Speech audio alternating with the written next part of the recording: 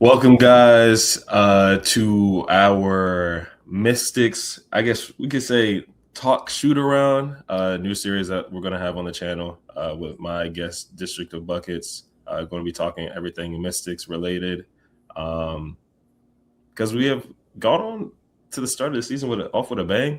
I'm new to WNBA. I tapped in a little bit last year, decided I was going to tap in a little bit more this year when I'm not watching playoff basketball in the NBA because summertime is usually soccer for me, but I'll dabble in some WNBA too, and especially with the hometown team for me. It's been a lot of exciting things to watch with the Mystics, and honestly didn't expect it to start out this season the way it did. I think we are 2-2 now, right? Yeah, 2-2 after the Wings game, and it's been cool. It's been interesting to follow because, I think it's kind of right where I expect them to be. Just because being able to follow the team, the big thing is about kind of the ups and downs that you'll see from a young team. We'll get to that, but they're right. They're pretty much right where I thought they'd be. Yeah. And I know I like to overreact. So when I saw the first game against the let me check again. Tempo? Was that the Tempo? Oh yeah, it was the Tempo, yeah. And then so that game I was like, oh, they gave me super duper optimism. I was acting cocky. I was like, yeah, we're going for the chip. We're going to beat every single team. And then the second game, because I was familiar with the squad, obvious, Sonia Citron, Shakira Austin, Kiki Irifin. Those are the main three to me, and obviously that's our big three as it is. I didn't really expect it to be such dominance from them off the bat. And I just wasn't super familiar with how everything flowed with each player. I just didn't know how everybody got to their spots, how everybody played, their tendencies and whatnot. Because as I see the WNBA right now, even though I feel like I'm completely wrong by saying this, but I feel like everything's a little bit more structured. I feel like I never saw plays slow down for me as much as they did at WNBA. I'm actually seeing a play develop, and they're actually being patient, waiting for everybody to get in their spots and then get into a set. I like that a lot. And coming from the NBA to the WNBA, I was like, oh, I don't know how my mind would adjust to what was going on the court. But it felt like I was watching a lot more old school basketball that people talk about how the 90s were. It's a lot more post work than I expected. A lot more banging down in the paint, a lot more paint points. It's not too many teams from what I saw that shoot that many threes. And it was really cool to see just a breath of fresh air for me, at least, just dabbling into this team. Has this been the start that you've expected for the Mystics? Yeah, I'd say it's exactly what I expected from them, just because they have, they're one of the youngest teams, not just not just being the youngest team in the league, but they're one of the youngest teams in WNBA history when it comes to experience in the league. Mm-hmm. And so kind of expect a lot of these ups and downs. They have a lot of talent. The big three is the big three. They can be dominant any given night. It's just kind of figuring out how the pieces outside of them that are generally inexperienced. You got about 8-9 rookies, I think, to add to this roster that are not just supposed to be growth pieces. They're supposed to help them win right now. So the way I expected them to open the season was you'd see flashes, for example, where the youth is good, where the talent's all there and they're able to go out there and they have stretches where they look amazing. But then at the same time, you see the flip side of that where there's stretches where, there's a bunch of turnovers because of the inexperience. So 2-2 through 4 games makes sense because we've seen the highs and the lows. It's just kind of as the players, and also you hear Coach Cindy Johnson talk about it, it's they're on this journey of growth and development. So that's the biggest thing for them this year, is to see how they grow and develop, because they're trying to build a long-term winner. Yeah. And like you said, the one of the youngest teams in the league, and it's kind of like a seesaw effect from what I saw the first game, and then the results of the other games that I wasn't able to catch. Like you said, the turnovers, the inexperience, the blown up plays, the not being able to manage the game later on. And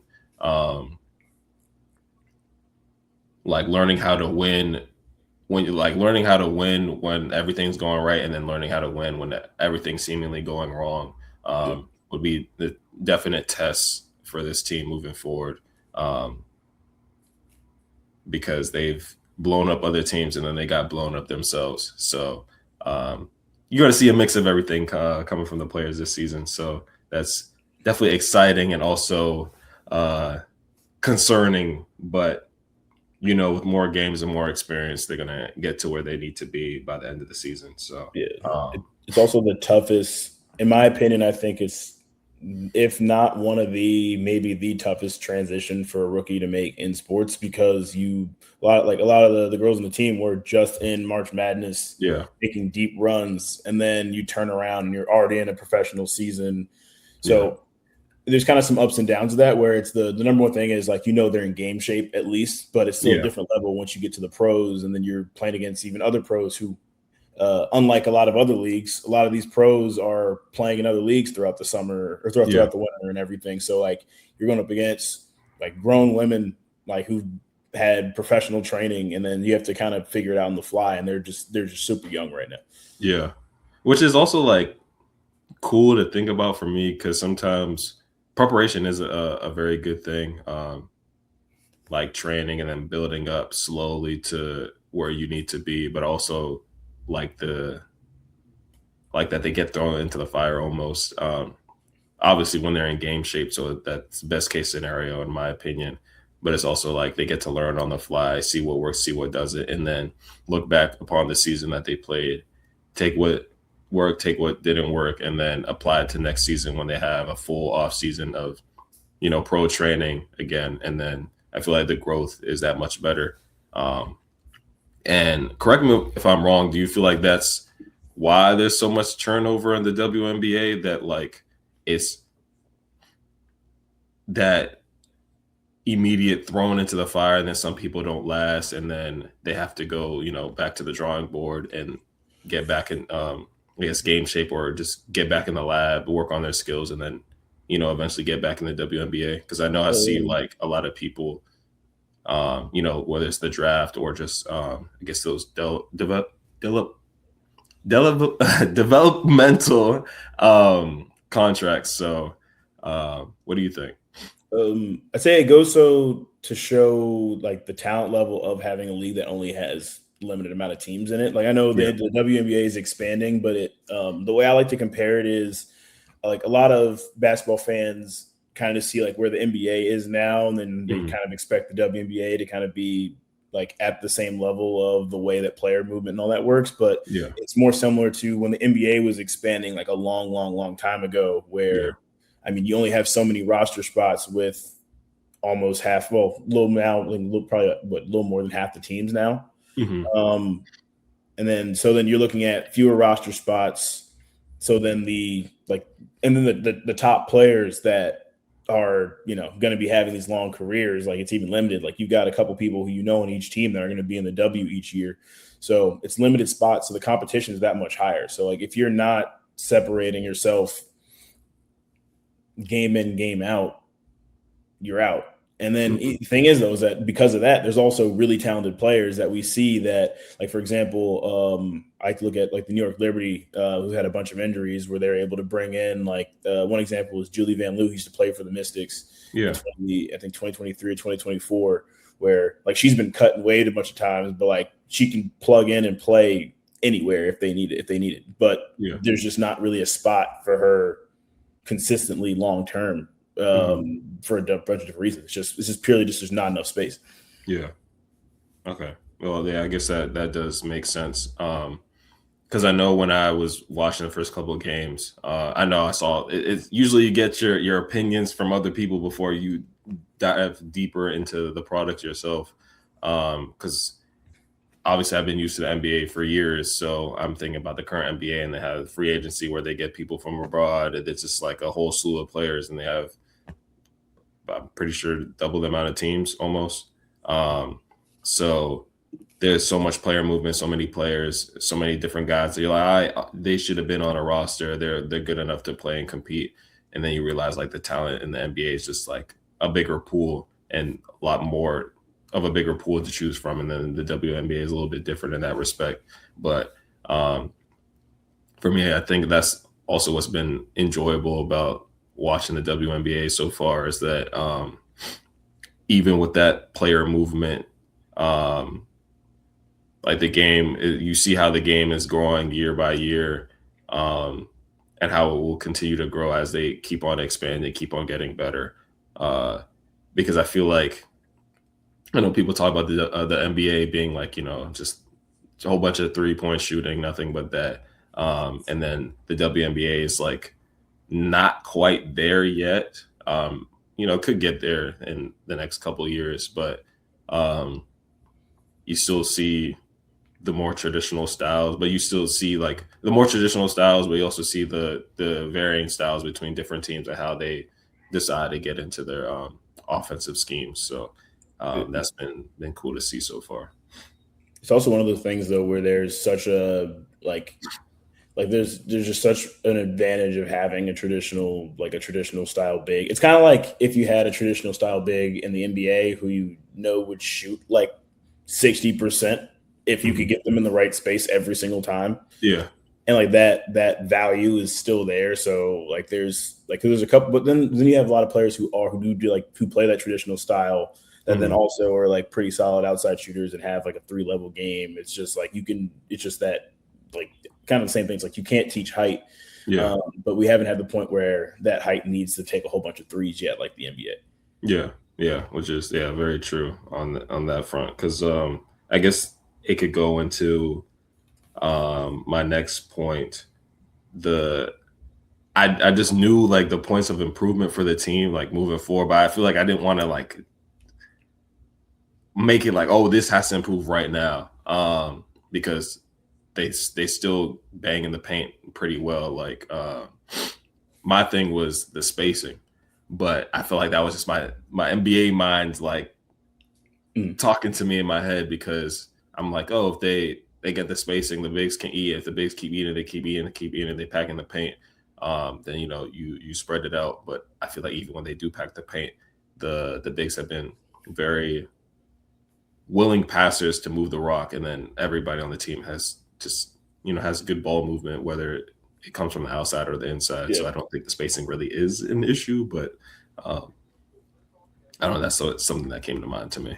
Yeah, it's kind of, well, I guess like I'm different with people, like different people who try to just like equate spacing to 3-point shooting, because like it is like they need more 3-point shooting, but they do space very well for a team that doesn't have a lot of shooters.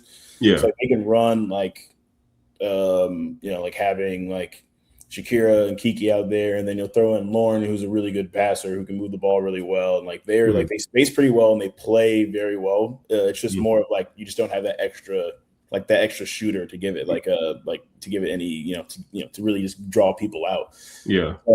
So I'm always weird when it comes to when people are just like, oh, like it's just like it's spacing, because it's like spacing is like even more so like now that I've like stepped into coaching, it's like spacing is more than just being able to have people that can just like shoot threes. It's like the way they actually can, like if like if someone can hit a 15-footer, like you can space the floor successfully.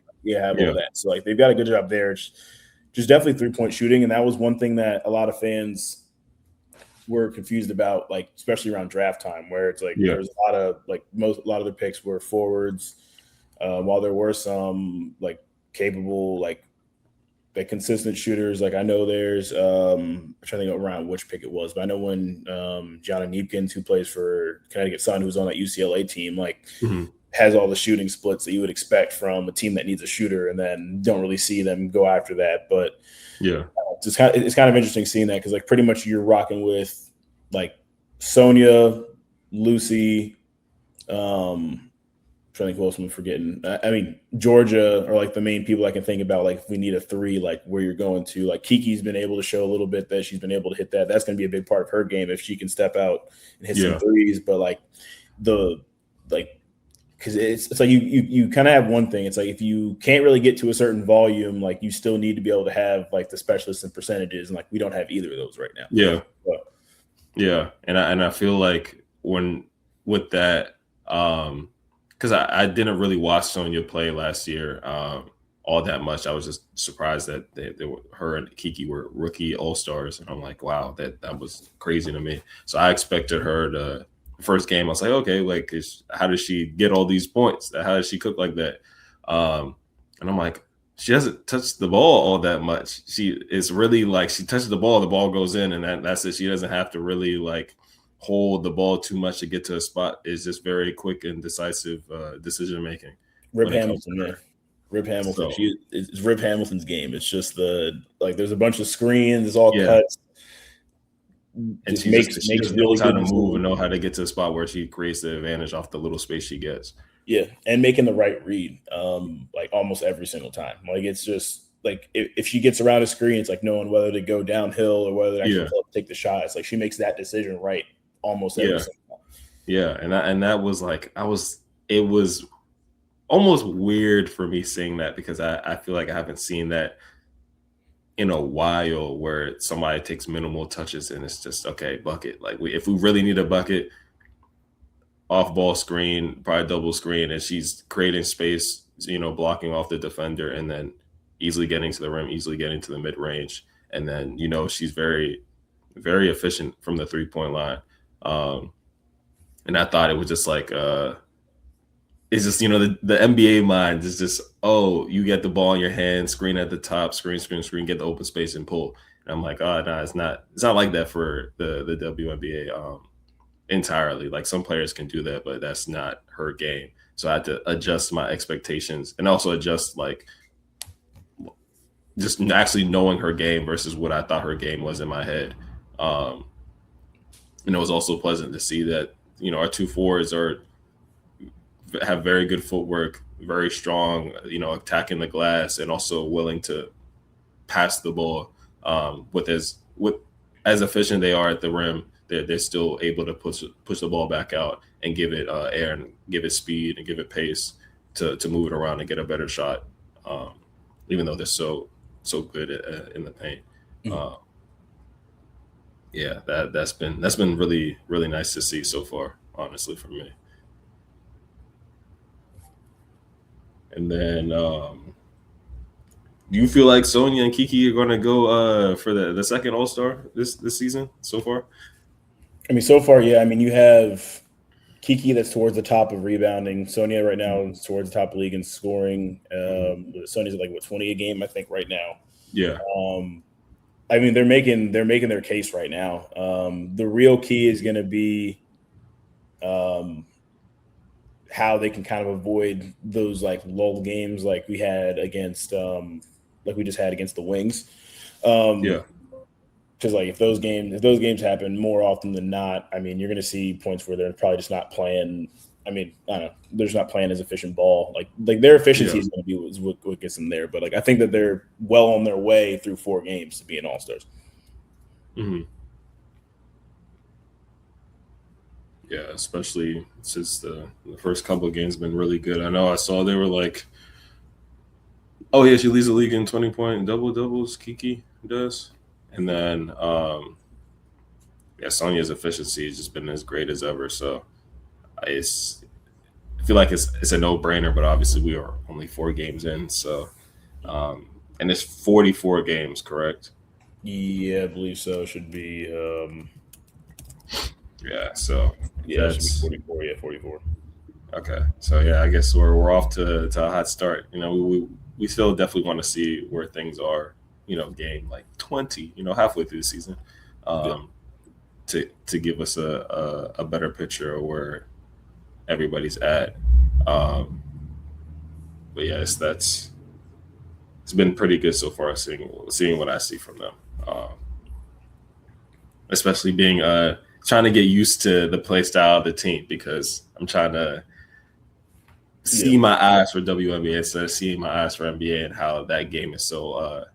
In my opinion, superstar driven. I feel like it's you have more of a cohesive group.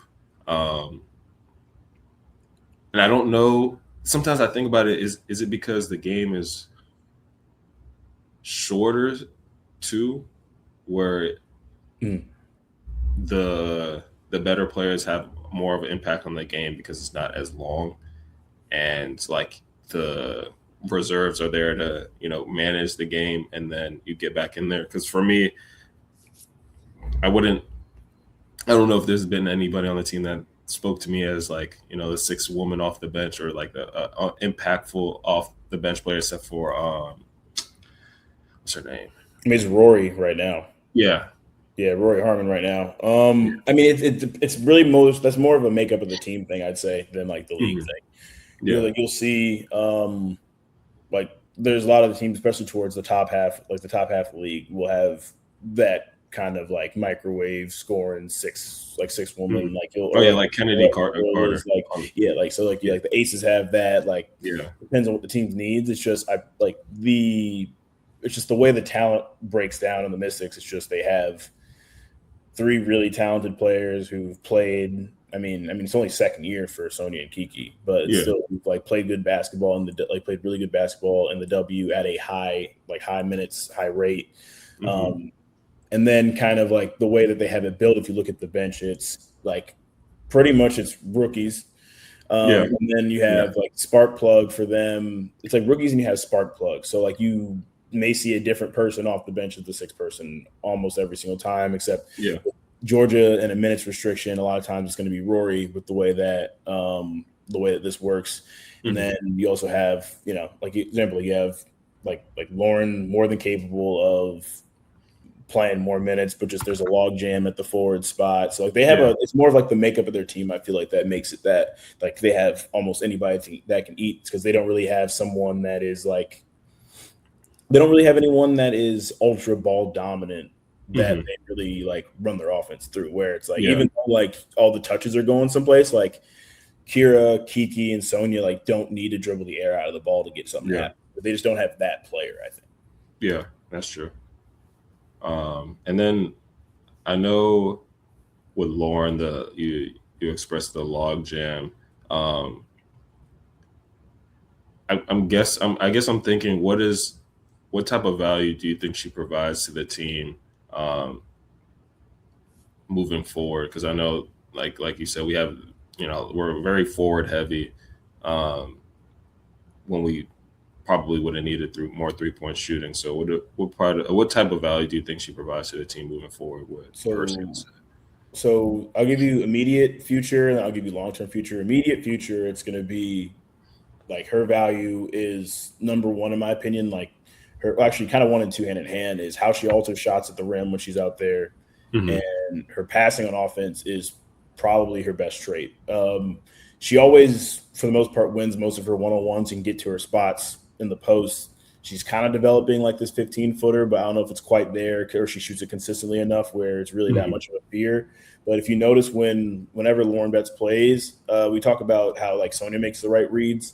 It's kind of in the same way. So if you see any point, like she understands where she's going to win a one-on-one, which means she also understands where help's coming from, where the defense is. So the ball moves really, really well whenever she's out there. So what you're going to see when she's out there is like really crisp ball movement, her ability to even find, talking about how shooting's at a premium, she'll find open shooters from the paint, make good passes, and then impact the game on defense. It's just with her, it's like minutes are going to be tough to come by. But I do think long-term, hopefully like it's, I don't know how, I mean, the rosters are always weird with the WNBA and how people players, and like you can't really do anything with a rookie that's drafted this high. Like I hope she stays with the Mystics long-term, but she is a starter in this league, and that can be in the future. And I mean, it's why it's interesting why they decided to take her as like the best available as they felt, because like we're not going to be able to see her really cook to the level that she should unless there's something with the minutes that they do up here. So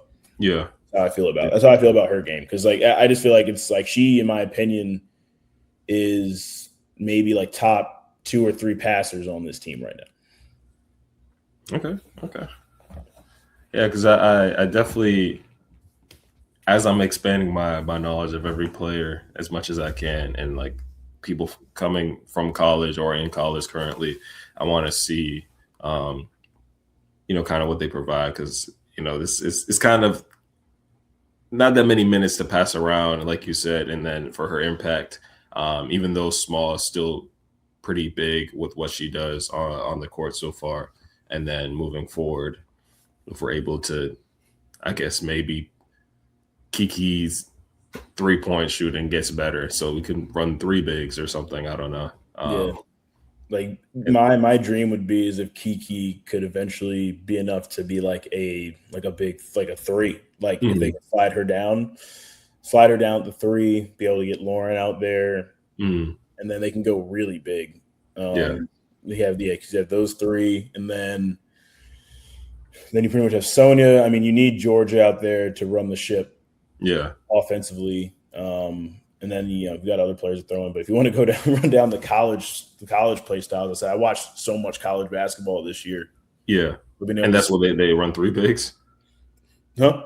They run 3 bigs. No. Just like being able to see like how the players what individual players bring. Just like Yeah, seeing the because it's the turnaround so quick that I feel like when you're drafting players in the WNBA, it's like you pretty much are drafting like for kind of the role that they did play in yeah. college, Okay. more so than because like you can kind of have that tweener of like maybe it's potential, maybe it's not. Like on the Mystics roster, for example, it's Cass Prosper Hmm. for Notre Dame, who is because of the way the rosters now work, where they actually had developmental players. She's directly on the roster, but because you Hmm. kind of have that extra, she's someone that fits almost like an NBA style like project type of selection. Yeah, Yeah, so she ended up starting the first 2 games, but she's like one of the better athletes in the team. She was the most improved player in the ACC last year, and also after going through a full college career, she's only 20 years old. oh So like, wow. yeah, so like if you look at some of like to let people kind of who maybe watch the NBA that don't know enough about the W, like it's kind of that like they have like that project like full Yeah, upside pick, like she yeah. is that for them. Okay. Yeah. Oh, I did not know that. Yeah, Okay. so I would look her up if you're not familiar, because she went from I think like single digit scoring her junior year to like 16 a game her senior year. She Mhm. played with Sonia for a couple years too, over at Notre Dame. But like that is like in my opinion like the prototypical like GM's picking someone where it's like I see this flash of upside, like, but Yeah, you didn't really see that until the last couple of years in this league, because you were just drafting like ready to go right now players. yeah. That's true. Yeah, and I guess with that transition, you kind of just want that. Like, if you need somebody to guide the ship, you're drafting for that because that's what they did in college, and then you're trying to, yeah, I guess you're trying to slot everybody in their role immediately. In difference to the NBA, where it's like you can kind of slot them to where you want them to be or where you want them to grow to be, but you have a lot more time to gauge what's going to happen in the offseason. Obviously, we don't know what happens behind closed doors because we only see what happens when they get on the court in October. But it's interesting to see that difference between those type of those 2 leagues for me. Um, but yeah, I've been trying to stay as well informed as I can. It's a lot because I feel like it's almost feels like learning a new sport again. Um, because even like thinking about the 3 big like lineup potential, I'm like that's a lot of, you wouldn't really need the 3-point shooting per se. Like we would have the spacing still because like you said, the team knows how to space, but you can maximize a lot of possessions. It's a lot of offensive rebounds you can gobble up because Kiki is very good on the glass, Kira is good on the glass, and you put Lauren Betts in there.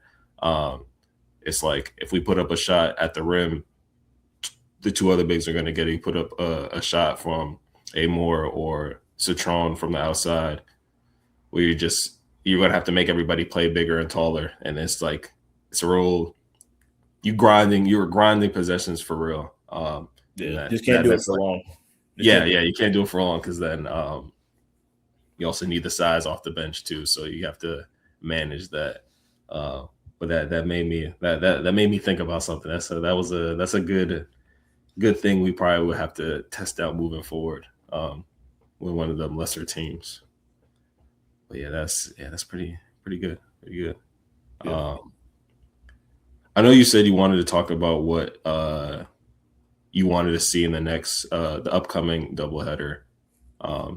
You want to talk a little bit more about that? Yeah, so just number one is going to be not just the bounce back from this last game, from the Wings game. It's going to be if they can actually consistently see some success against, because you're seeing an opponent twice back to back. Yeah. So like seeing if they can correct the things that, didn't really go well. I want to be able, the number one thing for me is seeing if they can kind of cut down on some of these turnovers. Like it's been a big problem where it's not even just that like too many. It's just the timing is always at the absolute worst time, which there's no good time to ever have a turnover, but there's times where it's really, really bad. So that's going to be something to see. A lot of it's also like from the guard spots, which they play a very, very fast pace, and also do a lot of inside out basketball. So if you look at anything that like the team or the players have said about, because I have some stuff back from preseason and now where it's like City Johnson, Coach City Johnson was talking about it, and then all the players were talking about it. It's like they're trying to play this really, really fast pace, and then you kind of couple that with just having young guards that you have around. Outside of that, I think you have, there's Allie Wilson, who's a rookie, but is 32. But even outside of that, it's like you just don't really have the experience, and you can see those turnovers that they make. So that's my number one. Number two is I want to see more scoring from Georgia Amore. She's been kind of limited in minutes because she's coming back from that ACL. Really good facilitator, really good at getting the spots, but like there was this kind of like more one-on-one bag game that she had, especially coming out of college. If you see her stuff from Virginia Tech and then her last year at Kentucky, it's like she could go at people. Like she does that a little bit in spurts, but it seems like she is very much just like strictly running this offense a lot of time, where she could look to get her own shot maybe a little bit more. I don't know if it's it's just the way that things are working, but I'd love to see that. And then my biggest thing is from either rookies off the bench. Mine is also to see like Rory Harmon, also kind of like I want to see where her jumper kind of is. She was never someone who shot a lot in college. So if you look at I watched a lot of her. She played at Texas and was, in my opinion, one of the most underrated players in college basketball. You can tell because you're a third-round pick who made a roster in a league that cuts first-round picks. So you got to be good. It's like one of the best on-ball defenders in basketball. Like really good passer, handles the ball well, can get downhill really, really quick. But you saw in some of the earlier games where when she'd get in, like teams would, back off, like pack the paint. That was a real like detriment to like the spacing that you do have, especially with these lineups. So like I want to see if she's been, working and developing on a 3-point shot, like is it something that comes up more in these next coming games? Yeah. I would definitely agree on that one. With Amore, I feel like, it's just setting up the offense. But sometimes when there's,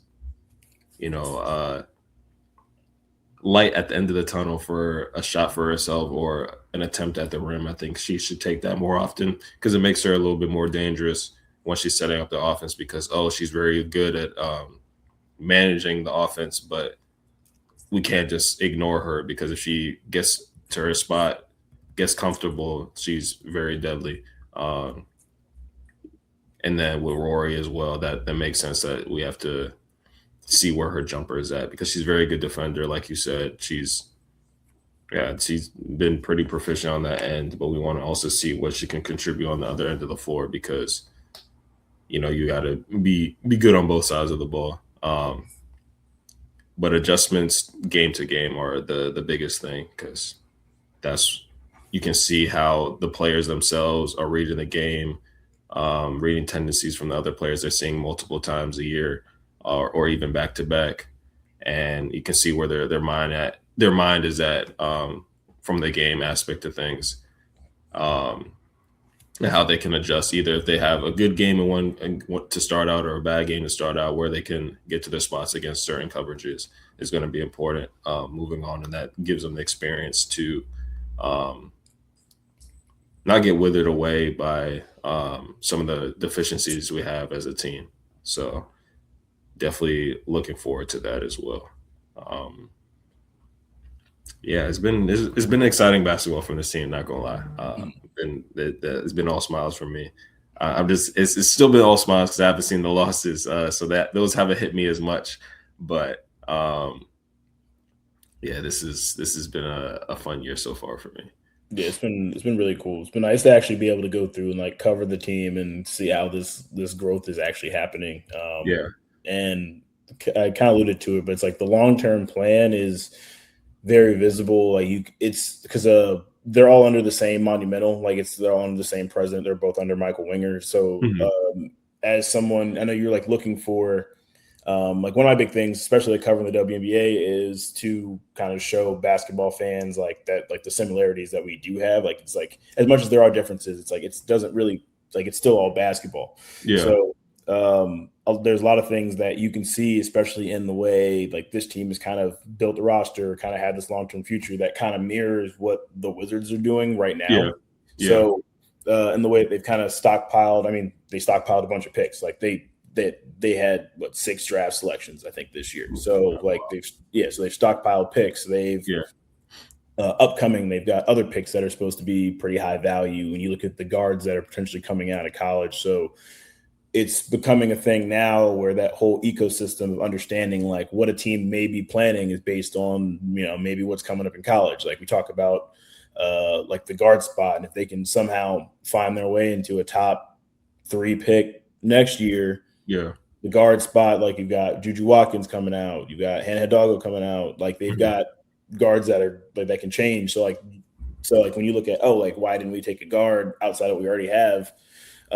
Maybe earlier it's like, I mean, we found value. Like we found Rory. Like we yeah, were able to find Rory late. Like there's more talent even coming to the league right now. So like you can kind of start to see the long term vision based off of how yeah. they're.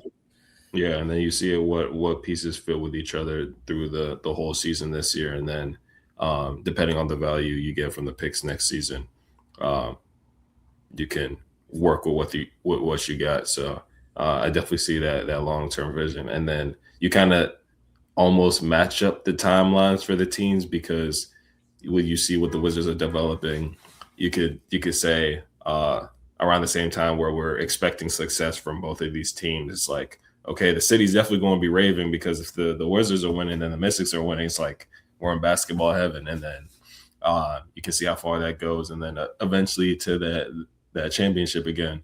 From both or competing for the championship from both teams. So it's a good thing to see that they're trying to almost match up the timelines where we can have a lot of success from both of these teams around the same time. So Yeah. that's definitely something to keep track of as the season goes on. But yeah, I appreciate you for showing up with me today to get out this initial thoughts about the team because I know you've been covering a little bit. You've been more in the field than I have with this type of stuff, and it's been cool to see how I can see the similarities between the two sports. But again, it's like you said, it's basketball. It's the same type of game. It's just different methods to the madness that we got. So Yeah. definitely going to keep doing this, keep seeing where the team goes and grows moving forward. But yeah, appreciate you for showing up today and talking ball like we usually do. Yeah. Thanks for letting me come on. And just, I mean, it's the same thing. It's just that's the whole purpose of me at District Buckets. Like it's all basketball. Yeah, We're all trying to do the same thing to try to put the ball in the bucket. It's just a little different everywhere. yeah, yeah. And then we're hopefully we'll see. Well, for me, I don't really, I don't really care if the Wizards win the championship or not. Be cool to see. But Mystics for me, cool. I'd take the chip. But Blazers is where it's at. So Yeah. yeah, we want to see where our teams grow and where they end up being moving forward. So I'm glad you kept it hometown with the W when you had yeah, Portland with a new team this year. yeah, exactly. I was like, because for me, I had to. I saw the Portland Fire and I was like, I don't know, cool. But then I was like, players. I didn't know a single player. Not gonna lie. That's fair. I Um, mean, that's yeah. I mean, I'm someone I'm just like I followed this for a while, and then mm, because then I do all the cover, like the college coverage and stuff. So yeah, like I mean, Like I can think of names that teams probably should be signing right now, but yeah, but then they're not doing it. Yeah. So I saw them and I was like, don't know anybody on their team. And so I wasn't really that interested. And then I was like, I followed the Mystics a tiny bit last year. I was like, you know what? Let me just make it simple for myself, because the tempo almost got me. The first game they didn't get me, but then I was noticing. Is it Brittany Sykes? Yeah. Oh, Yeah, Slim. Brittany Sykes. Yeah. Slim. Yeah, Brittany Sykes, and then Mabry, and then Kiki Rice. Yeah. I was like, whoa. It's like Brittany Sykes is a dog, and then Mabry is we like traded Slim last year from the Mystics, man. Okay, so I was like, I felt like I familiar. We traded Slim, I think, at the deadline last year. Oh, okay, dang. Okay, so I was like, she's cooking, and then Kiki Rice was. I was watching, I think, her play against. Was it? It was 2 games ago. I don't remember the team though. Let's see. Was it Mercury? No, I don't think it was a Mercury. It was a game. Was it LA? Yeah. She went crazy against LA. Yeah. Okay, yeah, it was that game. Yeah, that game that she first started. Because I saw Twitter just gets you exposed to funny things sometimes. I saw somebody make a Moose account for her, and I was like, I'll follow her. And they were like, oh yeah, she should start. She should start. And I was like, yeah, she probably should start. She's been pretty efficient off the bench. But I didn't know how the tempo were constructed. I was like Brittany Sykes and then Mabry. Like Mabry was also an interesting play style that I didn't think was in a person would have in the WNBA yet, at least. Because I know she's a sharpshooter. I feel like that was pretty obvious from what I was seeing her play. But I was like, oh, she really almost felt like she was trying to be like hardened with the 3-point foul grifting sometimes. Like she always shoots. Yeah. So I was like, oh, I didn't think I would. There's players that do it, and then I feel like now it's like there's more of a also like there's a lot of players that do it, but also like in an expansion team, like you're seeing someone that would be like a secondary piece somewhere get more burn, and so like that's kind of all that stuff from. So it's like so like instead of because like I know we're about to wrap up. I'm going back into it now, but like it's because of like you look at how small the rosters are, how good you have to be when you get on there. That's why there's so many players that don't have the margin of error to really run outside of these systems. So like these, like if you want to win, like or get PT, like you're going to have to run with the coaches running because they'll go in. But now it's like if you expand, you look at the expansion teams because you have like them and the Fire that have a couple people who are just bucket getters. And so you see that like, oh, like maybe they didn't have as much time to show this off the bench and so, or not even off the bench, but like in a more of a role, it's like, hey, like you got to go out there and you got to shoot and score for us to win. And so like she's one of those people that has like a lot in her bag. Yeah. And that's what I noticed. And then I was seeing like how she's also, because of her willingness to shoot, she's also like opens up a lot of space for other people rolling and passing. So I was like, oh, okay, she's pretty good. And then Kiki had a really good game. And then coming from and then getting inducted to the starting lineup because I think Julie Alaman, she got hurt. So I was like, okay, now we get to see what she has to offer. And then I also was like noticing too, I don't know if it was just because the players that I'm just looking at right now, I feel like there's a lot of Notre Dame people that like is Notre Dame like a very Notre Dame's has been nice for a while. So yeah, you'll see you're gonna see a lot. So like there's like Notre Dame, if you want to go like the Mabrys, Skylar Diggins, OG, Notre Dame, Sonia, Cass Prosper, you're gonna have Hannah who walks up. Like there's like they've been running a good one. That's Jaden Ivey's mom. Olivia Miles went to Notre Dame too. Yeah, Olivia Miles was there before TCU. I mean Jaden Ivey's mom is the coach right now. Oh wow, okay. Yeah, fun fact for NBA fans. I'm pretty sure. Yeah. Let me double check that. I'm pretty sure. And I also feel like I think Kiki Rice also went to Notre Dame. She was UCLA. UCLA. Okay. Yeah, she's a part of the UCLA. And then UCLA. Yeah, you're right. I think those were the two. I feel like those are two schools I heard about a whole bunch. Yeah, I mean UCLA was special because they had their top 6 in their rotation all get drafted, and I was like, I was like, you don't even. I don't think I've seen that in the WNBA. I mean, in the NBA.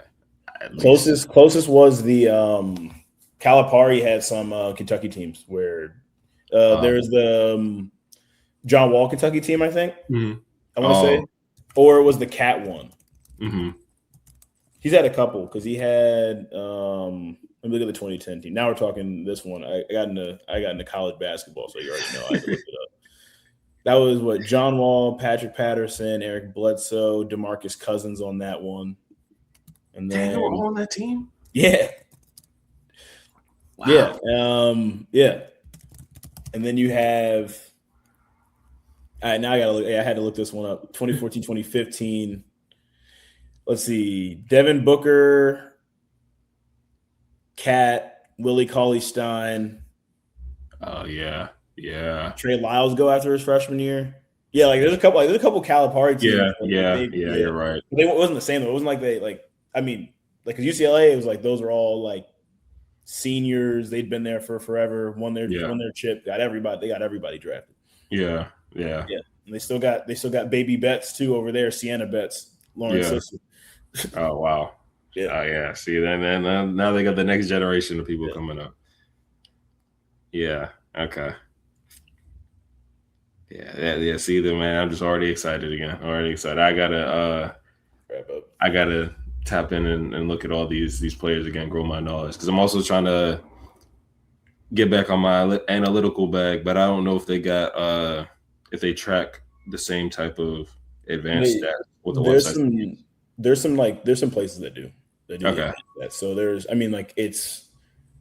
it's lagging behind. I mean, that's like the big thing with I think women's sports in general is that it's like the data and stuff, like a lot of it's just kind of lagging behind on like a fan side. They don't have the same resources. I mean, they're getting there now with the WNBA, but that's one of the biggest things that have been like that reason why people really want to get the word out there, people following this league, is that we just haven't had quite the same level of that, which they definitely need because it's all the same numbers we need anyway. Yeah.